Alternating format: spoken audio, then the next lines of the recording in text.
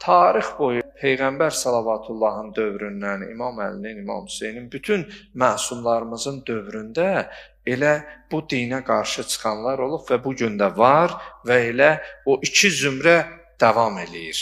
Hal-hazırda da, günümüzdə də, haliyyədə də biz bunu görürük. Hətta İmam Musa Kazım əleyhissalamın dövrü ən çətin dövrdür ki, İmam Rıza əleyhissalam da həmin atasının şəhadətindən sonra imamət zirvəsinə ucalıb, yüksəlib.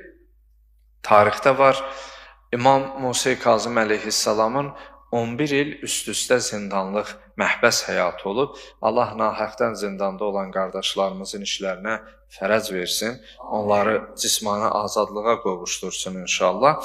Hətta o çıxan ərəfədə, elə ki, hərdən çölə çıxardı, həmin çıxan ərəfədə imam öz dostlarına, yaxınlarına xəbər göndərərdi ki, mənim görüşümə gəlməyin.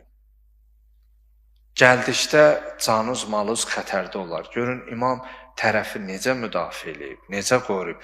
Hətta bəzi hədislərdə Müntəhəl Amal əsərində bu qeyd olunur. Şeyx Abbas Qummi nəql edir. Deyir, hətta imam buyurardı ki, küçədə, məhəllədə qarşılaşanda mənə salam verməyin. Düzdür, mənim sizin boynunuzda imamlıq haqqım var. Qarşılaşanda mənə salam verməlisiniz. Amma mən imamət haqqımı sizin boynunuzdan götürürəm ki, hətta qarşılaşanda belə mənə salam verməyəsiniz. Çünki mənə salam verməyi görüb, təqib edib sizi cəzalandırarlar, sizi həbs edərlər.